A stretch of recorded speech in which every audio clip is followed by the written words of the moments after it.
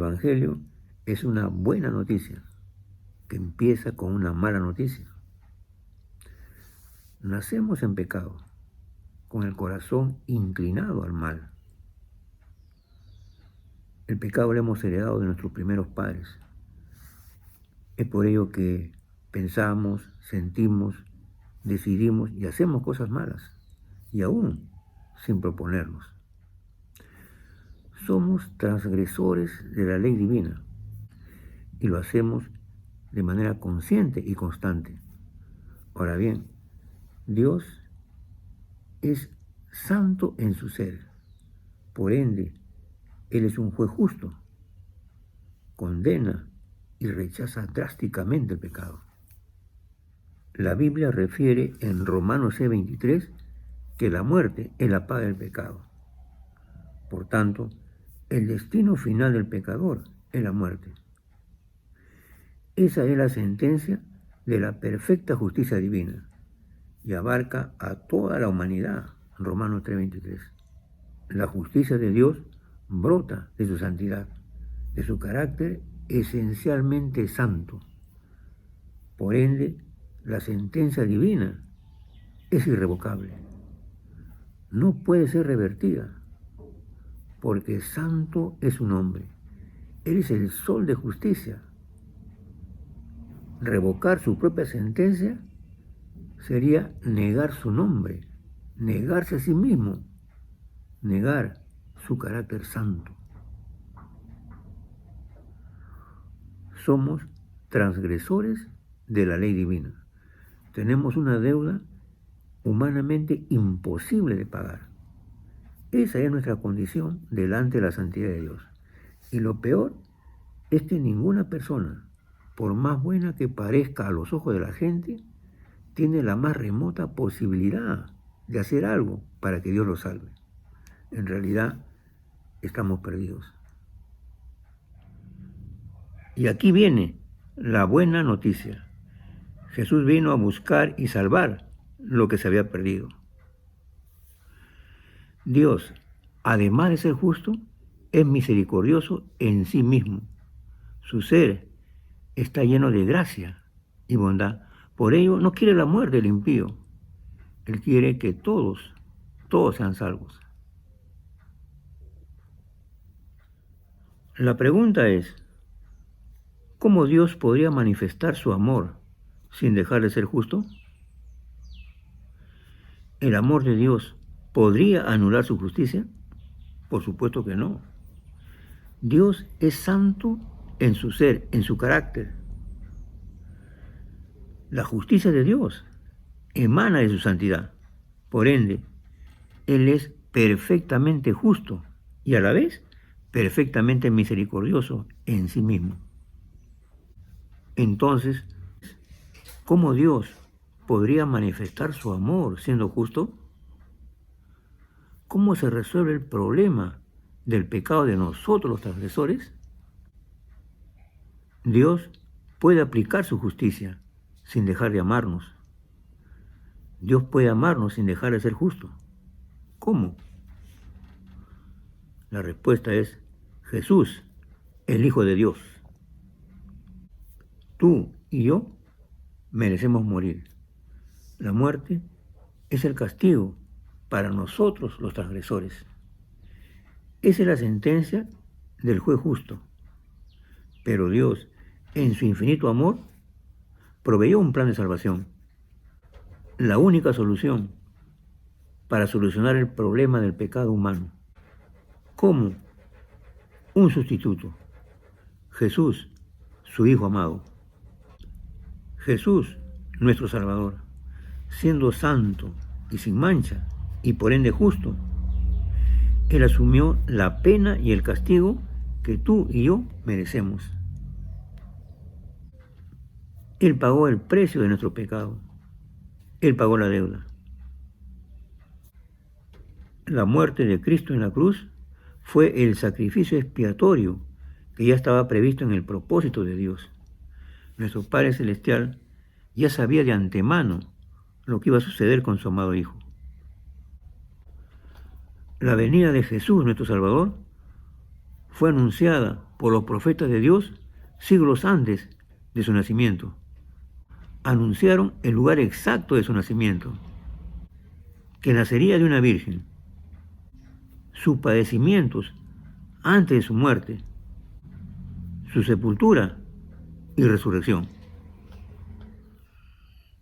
Jesús, estando en la tierra, le dijo varias veces a sus discípulos que le era necesario padecer mucho, ser entregado a los principales sacerdotes, ser condenado a muerte y entregado a los escribas. Le dijo también que le escarnecerán, le azotarán, le escupirán y le matarán, mas al tercer día resucitará. Marcos 10, 33, 34, tal como sucedió realmente.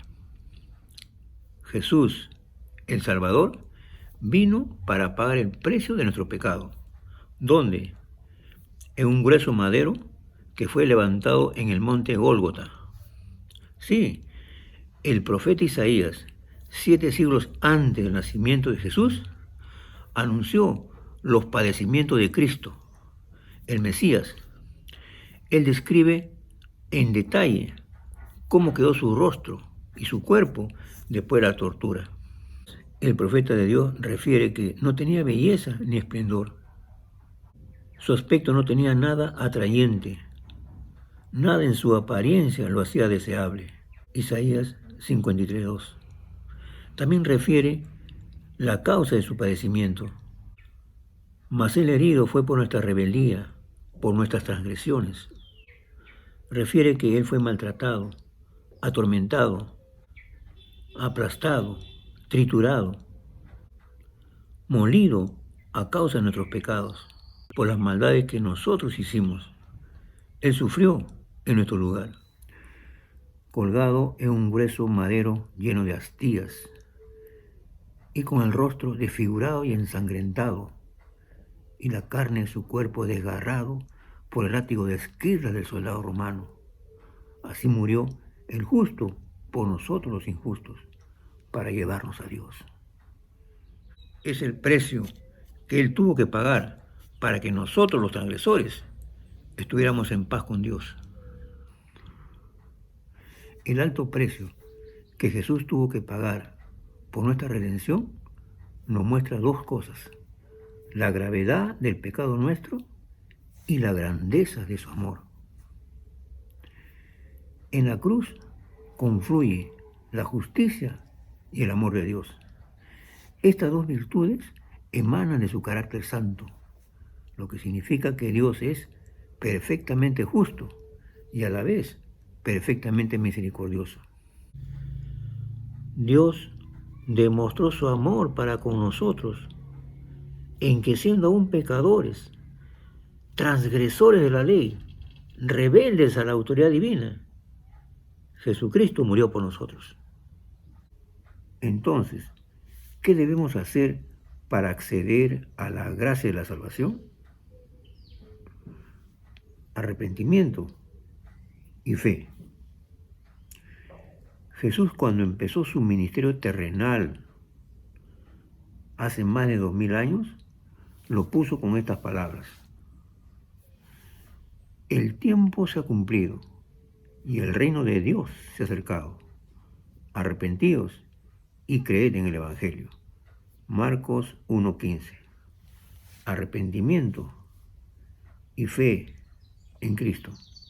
El apóstol Pablo, al final de su ministerio, convocó a los ancianos de la iglesia de Éfeso y les dijo: he anunciado públicamente y por las casas, tanto a judíos como no judíos, acerca del arrepentimiento para con Dios y la fe en nuestro Señor Jesucristo.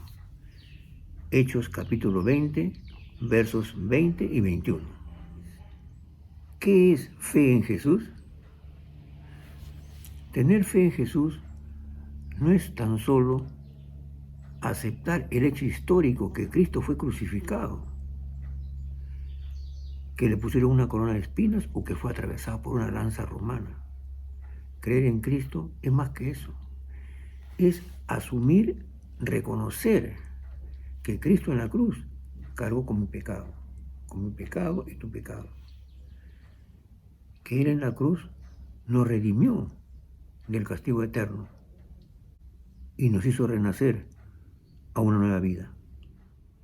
Jesús en la cruz consumó la obra de redención humana, haciendo viable la salvación solo por la fe en Él.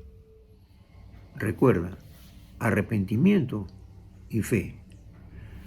La fe y el arrepentimiento van de la mano. No hay fe sin arrepentimiento genuino, ni arrepentimiento sin fe. Y ambos tienen su origen en la palabra de Dios. Cuando nos acercamos a Dios con una actitud humilde y con la necesidad de oír la voz de Dios, su palabra nos confronta con la santidad perfecta de Dios y pone al descubierto nuestra condición humana pecaminosa. Es entonces que surge la necesidad de invocar su misericordia, porque necesitamos ser perdonados y justificados para librarnos del justo juicio de Dios. La persona que se arrepiente de manera sincera y honesta busca el perdón. Y para saber que hemos sido perdonados por la persona correcta, es necesario la fe. Fe en aquel que sí puede perdonar pecados, en aquel que puede salvarnos, Jesús, nuestro Salvador, nuestro mediador, el único intercesor de nosotros delante de Dios. Jesús dijo: yo soy el camino, la verdad y la vida, y nadie viene al Padre si no es por mí. Juan 14:6. El apóstol Pablo dijo que hay un solo Dios y un solo mediador entre Dios y los hombres, Jesucristo hombre. 1 Timoteo 2:5. Y el apóstol Pedro, hablando de Jesús, dijo: y en ningún otro hay salvación, porque no hay otro nombre bajo el cielo dado a los hombres en quien podamos ser salvos. Hechos 4:12. El pecado que llevamos dentro de nosotros nos hace enemigos de Dios. No hay nada que tú y yo podamos hacer o aportar para que Dios justifique nuestras faltas. Solo confiar enteramente en el único medio que Dios ha establecido para la salvación: Jesús, nuestro Salvador. La Biblia refiere: justificados pues por la fe, tenéis paz para con Dios por medio de nuestro Señor Jesucristo. Romanos 5:1. ¿Crees esto? Dios te bendiga.